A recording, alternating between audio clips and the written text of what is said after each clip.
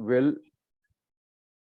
and that tendency will give you, your destiny, what will happen in your next life, right? So the experience will create new samskaras, and that will perpetuate the kleshas. It's a cycle.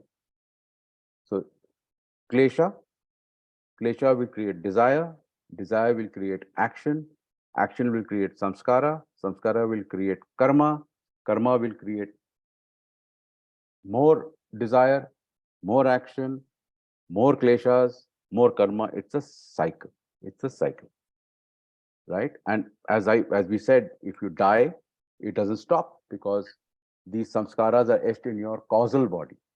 It is the subtle body which leaves your physical body and persists after you die, goes to wherever it has to go to, and it's reborn. It finds another yoni and it's reborn, right? So and the cycle continues. It's as if without a break. Whatever you did in the past life, whatever karmas are there, is repeated in the next life, right? And that is why the past karmas will play out in future births. So what is to be done about this? As Patanjali says, prati prasva. That means go backward through the practice of yoga and through vivek, through the discrimination, to develop that mind which can think through this and discriminate this. You go backward. You say, what is death? Once you realize that there is no death, abhinivesha drops. Once abhinivesha drops, then raga dvesha drops. Because when abhinivesha drops means then you're not attached to your body and mind. You realize that death is a myth. You don't die. Your body goes back to earth, water, air, fire, space. It persists in a different form. It's not in this form, but the elements persist. And your subtle body persists. Your Atman persists. So there's no death. So once you realize that, both through thinking, vivek, and through yogic experience, through meditation, once that vivek is kind of grounded in you through meditation, then abhinivesha, the fear of death, goes. Once the fear of death goes, raga dvesha goes. Then you say there's no difference. Whatever this pleasure which I'm looking for in the world doesn't. We'll cover that just now.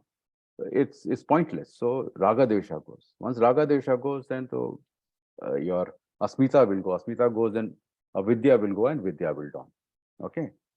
So once that happens, then you live, a life of a yogi. Okay. So the next shlok says, so long as the root of karmashaya is there, it ripens and gives you birth, class, and span of life. So karma does this to you. Karma will take you to the next birth and give you these three things. It will give you the quality of your birth. It will tell you in which country you will be born, what will be your social standing, who will be your parents. So depending on your karmas, the quality of your birth is chosen. All right. So it is completely, it's yours. Nobody is doing you any favor. It is, whatever you have done, that is the kind of birth you will get. It will also determine a span of life. This is Shastra, the Shastric knowledge. You have to just take it. It will tell you how long you will live. They say that, you're born with a certain number of breaths. All right. Certain number of breaths is kind of written, and you will live that long. Okay. So span of life. And the third is, it will give you your experiences. And experiences are of three kinds: enjoyable, pleasurable experiences, painful experiences, and mixed experiences. So this is what karma, your samskara, will give you. That's the law. It is inexorable. Hoga hi hoga. Jaisa karni, vaisa bharni. All right. So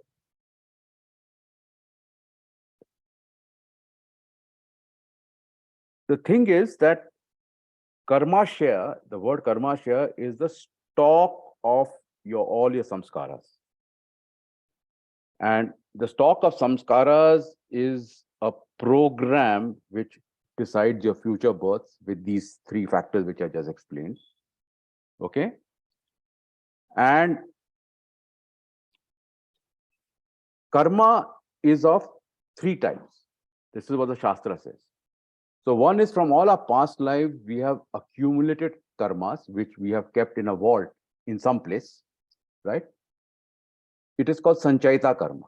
It is all the karmas which we have acquired through our crores of lives which we have had.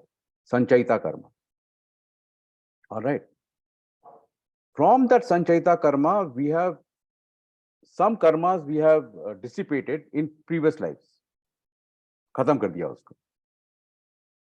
And some karmas from that stock of karma, Sanchayita karma, some we have taken out. Like imagine you go to the vault and take out a few bags of karmas, and you have come to this life. So you have said that in this life, these are the karmas which I will experience. Your Sanchayita karma is still there in some Akashic record somewhere. All right.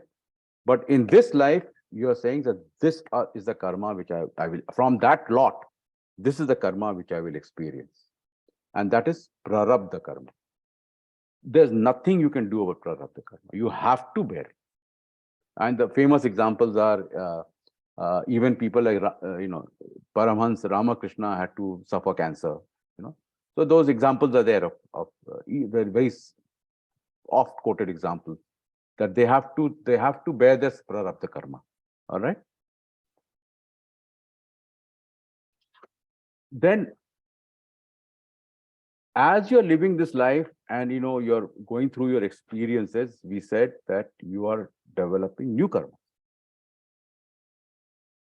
You're developing new karmas, and that is called agami karma. So you're creating more karmas for yourself in this life, which you will then bhogo in future lives.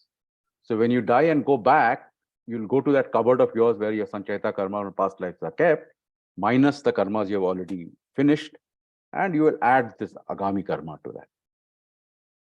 And the next life, you'll take out again a few bags and come back to earth. All right. So this is the way how karma proceeds, right? And as I said, the karma acts in threefold ways: birth, span of life, and experience, right? And punya and papa are the two things which influence karma. Now, we have a very simple understanding of punya and papa. We have in society, we have a moral code. You shouldn't hurt somebody, you shouldn't kill somebody, etc., etc. You're charitable and so on and so forth. But which is fine. There's no problem with that. But the Shastras do not define punya and papa. This is a big difference between dharma and these Abrahamic faiths like Christianity and Islam. The Shastras do not define what is punya, what is papa. We have a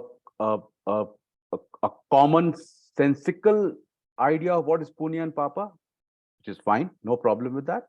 But in the Shastras, they are not defined, right? Basically, the wisdom is that whatever actions and attitudes take you towards your spiritual being is punya.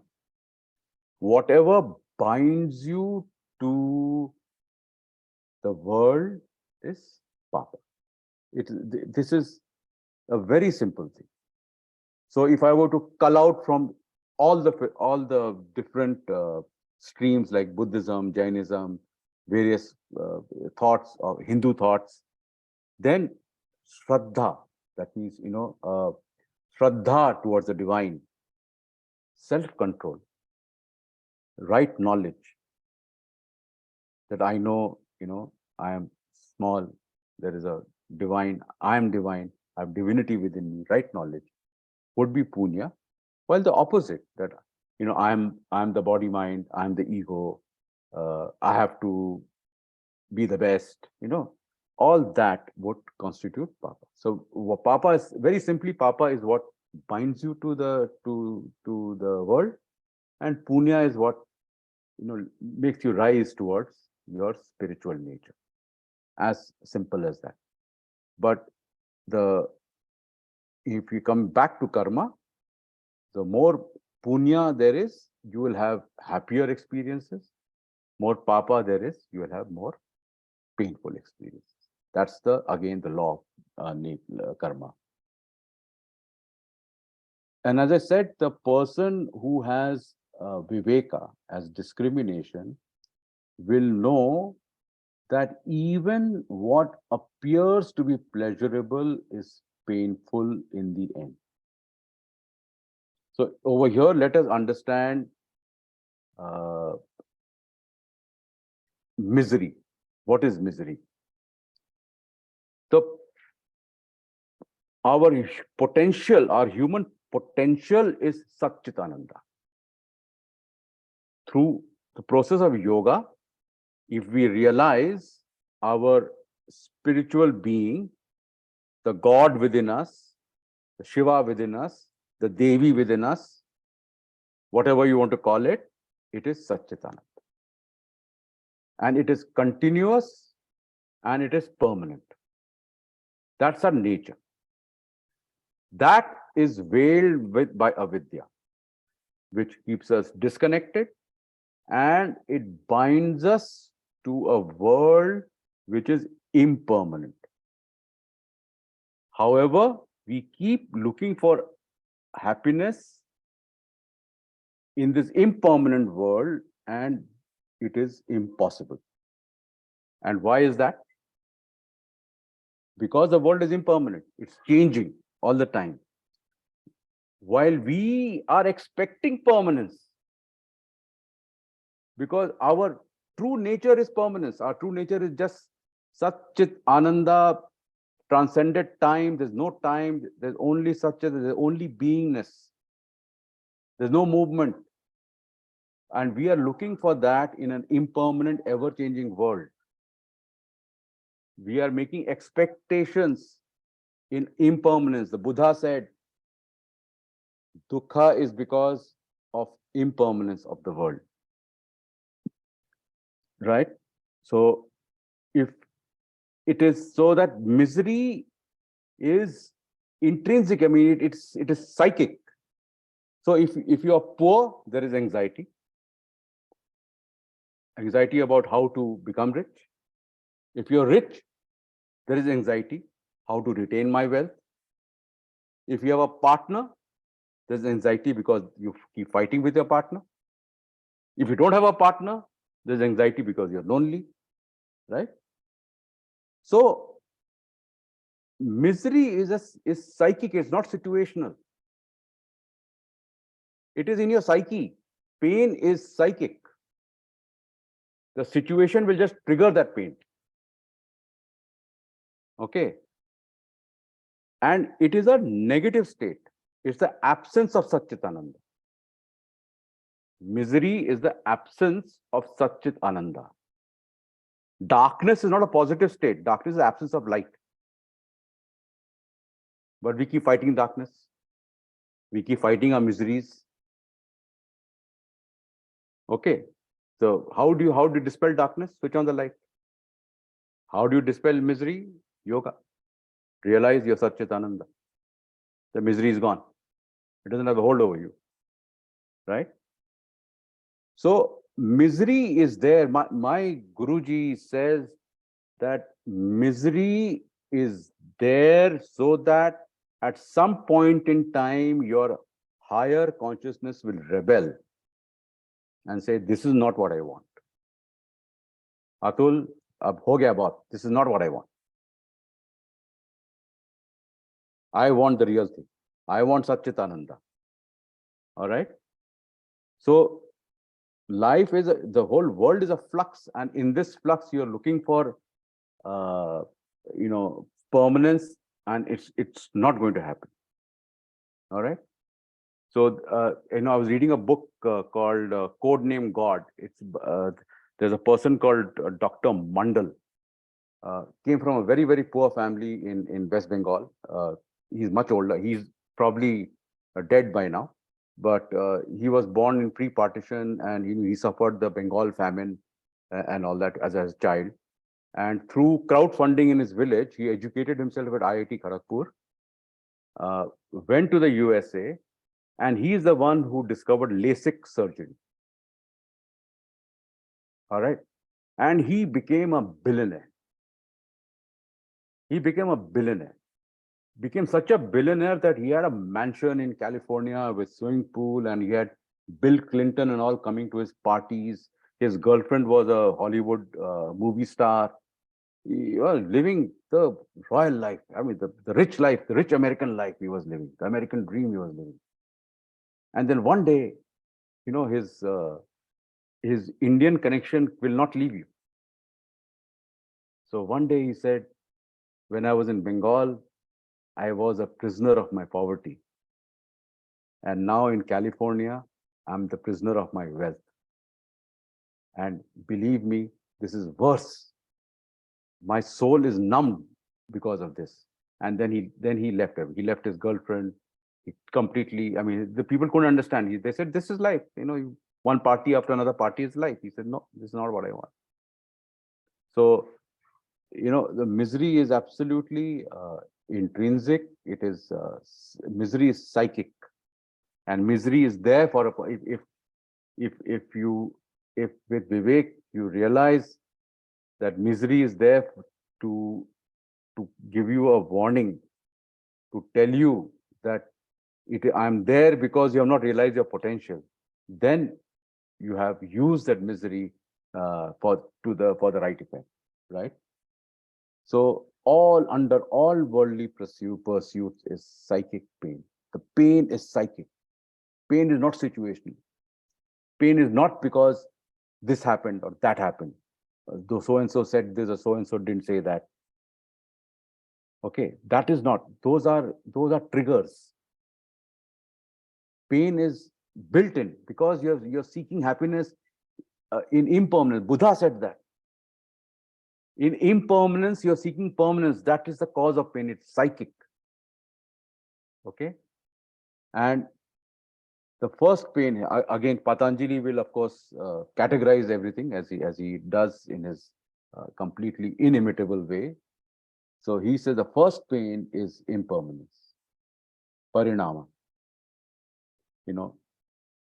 Birth, change. You're born, youth, decay, death.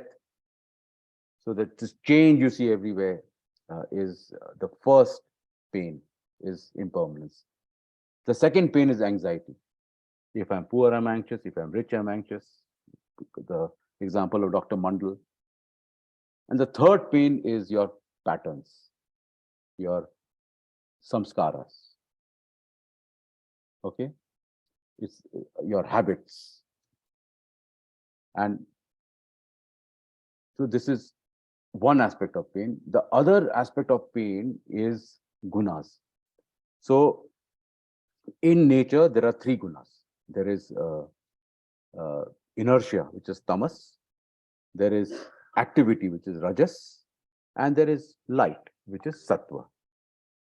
And they are always in a dynamic equilibrium. And this is true for nature as a whole and for us as individuals. So what is there in nature is there in us. So we all have rajas, tamas, sattva. And this is required. Because if you don't have tamas, then you won't go to sleep at night. At night, when you fall asleep, tamas acts up, tamas dominates. All right. If you don't have rajas, you won't wake up in the morning. If you don't have sattva, you won't reflect. Okay. So all these three are required, but they are in constant conflict. You wake up in the morning, don't want to go to work, tamas. But then you think, I have to feed my family.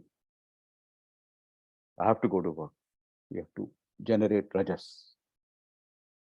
Sattva says, forget all this feeding your family and all, take sannyas. So there is this this is the nature of nature. The conflict between rajas, tamas, and sattva is always there. The moment they get into harmony, you're dead. Death is nothing but rajas, tamas, and sattva come to a complete equilibrium. Then the body dies. And at a macro level, when this happens, when the harmony happens, there's pralay.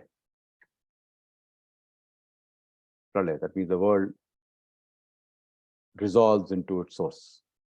Ishvara pulls the world back. Right?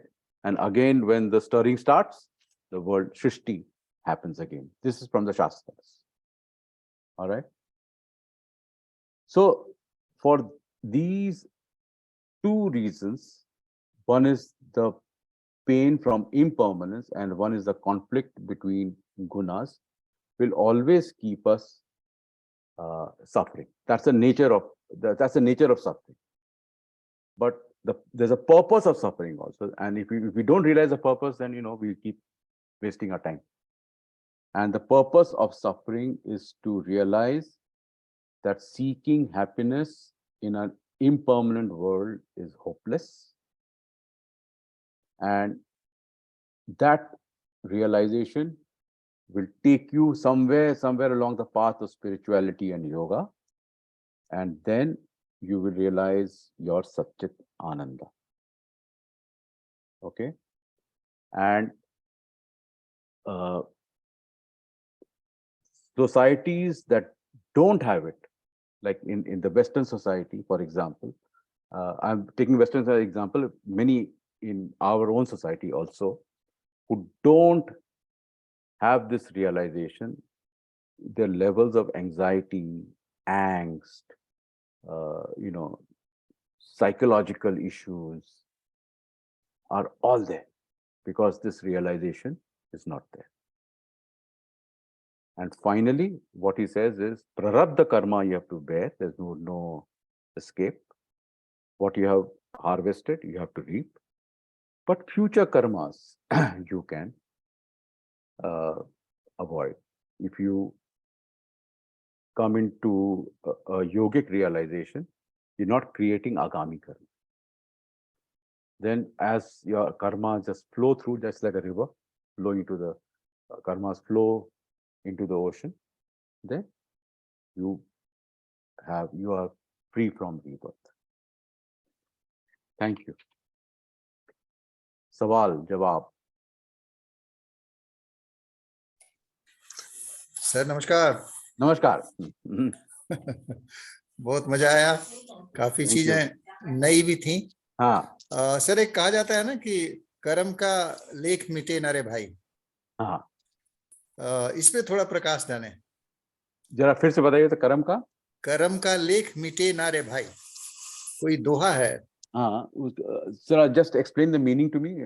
That means whatever is there in our karma can never be,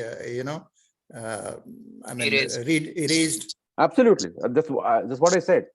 See. So in the present, whatever we can do or we are doing is going to affect only in our next life, not in this life. Probably not. I mean, I'm not no expert, but but probably not. You have already come with some karmas into this life, right? Right. And those karmas have to play out, right? And in how you, if you continue to act from desires are getting thrown up. You continue to act from desires. You have not subdued those desires. Right. You continue to act from desires. Then you are creating new desires and new samskaras and new karmas. So that means it's continuing karma. Karma will continue. We're creating more in this life. Except the only way out is about yoga, through abhyasa, through vairagya, through the practice of yoga. Yeah. Then, you develop such an equanimity between pleasure and pain. That means you are able to, you subdue, your desires are subdued. That means you're not taking action out of desire. Okay. You're taking action. You have to eat. You have to work. You have to live. So you're taking action, but the actions are Bhagavad Gita. The actions are without desire. So if the action is a desireless action, is will not accrue karmas. You said the tamas, rajat, and what is it? Sattva. Sattva. When they come in harmony, then the death is there. Correct. So Correct. that means इसीलिए कहा जाता है जब इंसान बूढ़ा हो जाता है तो keep moving, keep doing things. अगर बैठ गए तो तीनों हार्मोनी में आ जाएंगे तो डेथ हो गई ना. Actually, you're right. in a general way. In a general way, yes. कि आदमी डिजायर बनाए रहो, थोड़ा सा काम करते रहो, मूव करते रहो. अच्छा, उनके बीच में कॉन्फ्लिक्ट होना चाहिए. That means that's the nature. I mean, आप होना चाहिए नहीं होना चाहिए नहीं है वो पता नहीं. It is there. It is there. अगर वो नहीं, that's the design.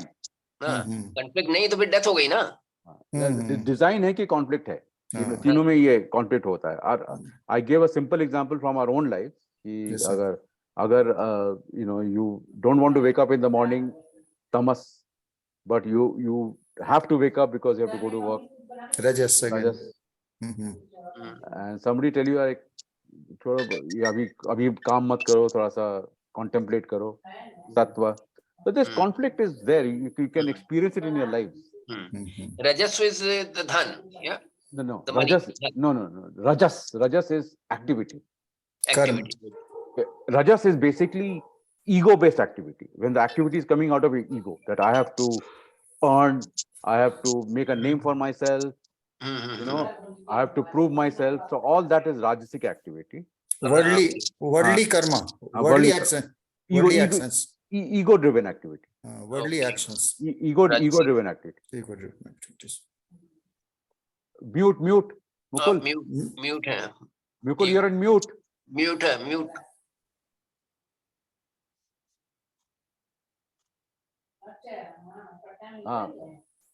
आप म्यूट में हैं. Still you are at mute.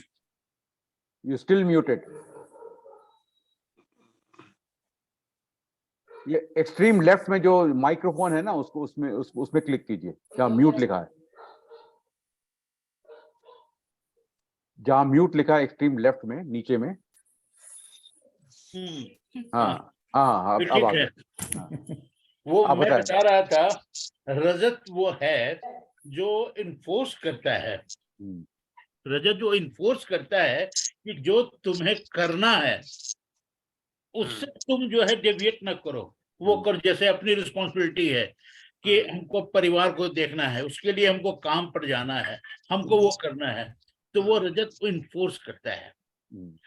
जैसे तुमने बताया उस हिसाब से ही हम वो समझ रहे हैं.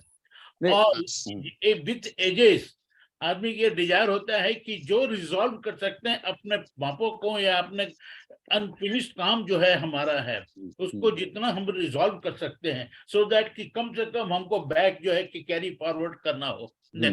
सो far I understand from your talk. Is that okay? No, ठीक है. Every time you take an action with no desire, and when will you have no desire? When you have equal feeling for anything pleasurable or painful. It doesn't make a difference to you. Correct. When it doesn't make a difference to you कि ये pleasurable है, ये painful है, कोई फर्क नहीं पड़ता हमको. हमको कोई अच्छा खाना दे दे वो भी ठीक है, खराब खाना दे दे वो भी ठीक है. Equally हम उसका एक्सेप्ट कर रहे हैं. तो ये आता है लास्ट पार्ट ऑफ लाइफ में, फोर्थ स्टेज में ये चीज आता है. फोर्थ स्टेज में या मोस्टली फोर्थ स्टेज आता है. संन्यास आश्रम जो होता है ना उसमें आता है. रियलाइजेशन उसी समय होता है. ज्यादातर कॉन्फ्लिक्ट कम होने लगता है. उतना एक्सपीरियंस आदमी गेन कर लेता है. जी उचित अनुचित का जो इतना ज्ञान हो जाता है कि फोर्थ स्टेज में automatically that's come forward, acceptability हो जाती है. बट ये सब the thing is, if you start practicing yoga, ये सब आ जाएगा. हम लोग क्या हो गया है कि since we got colonized, yoga का हम लोग का पूरा योगा शास्त्र का चनाचूर बना दिया है. करेक्ट. योगा कर दिया है कि इट इज फिजिकल एक्सरसाइज. वो नहीं है. Yoga is divine. Yoga is to put you in touch with your divinity. Yoga में बहुत भक्ति है, बहुत श्रद्धा है. सही बात. वो ये सब हम लोग भूल गए. हम लोग वो चलो ये 10 सूर्य नमस्कार कर लो, 15 सूर्य नमस्कार कर लो. That is not yoga. आसना भी कर रहे हैं आप तो it is meditation in motion. प्राणायाम भी कर रहे हैं आप तो it's breathing in meditation in breathing. Correct. प्रचार प्रसार तो हो रहा है, लेकिन हाँ, थोड़ा सा आप यमा नियमा भी कर रहे हैं तो आपका conduct, it is your direction थोड़ा सा अगला है. conduct. Ji. So is there any prerequisite for as per Patanjali कि क्रिया योगा ही करना है? नहीं, सबसे पहले बोलते हैं वो अष्टांग योगा शुरू कीजिए आप. अष्टांग योगा. हाँ. यमा नियमा एक्सेट्रा शुरू कीजिए. हाँ. Okay. So Ashtanga Yoga में is for the novice. जो people have gone through Ashtanga Yoga and they have not yet reached Samadhi, in between stages Kriya Yoga. Okay. And then finally the Samadhi. Okay. From Yama to Samadhi. So in this chapter, the next thing Patanjali talks about is the relation between consciousness and matter, from Purusha and Prakriti. And the last thing you will talk about is Ashtanga Yoga. So in the next two talks, Mukul जी वो आवाज आ रही बंद कर दीजिएगा. नहीं ये नहीं, इनके पास आ रही है, विनय जी के पास आ रही है. अच्छा अच्छा. हाँ हाँ. आपके बैकग्राउंड में आवाज आ रही है.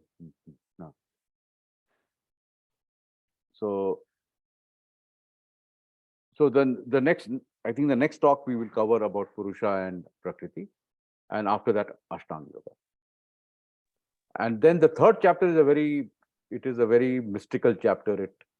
What are the siddhis which a yogi gets? So it's a very mystical chapter. This usually I don't cover it when I talk because people are not ready for it. They think it's all jadoo tona, magic and all that. Aisa nahi hai kuch. It is all very logical. But this time I'll talk about it. Okay, I would like to just somebody who is doing this recording humbly request everybody, you people must understand the sanctity when you attend a session where there is a speaker, you're giving time to question and all this kind of thing. But do take care when your questions are over, your answers are over, please mute yourself, because this is all getting into the recording. And then people find it very weird to find a recording where there are background noises, family discussions taking place. It is not something to do to hurt your sentiment. It's just trying to say that we should be careful about it, because that is how one can improve the recording. Because these are not recordings which actually in the literal sense we are making any videos. We are just uploading our recording on the YouTube. So let us be better than the other people. That's my humble picture, nothing more. So with that, if all of us agree, can I end the recording? Yes, please. Thank you very much, Atul. Thank you. Thank you, everybody. Thank you. Okay.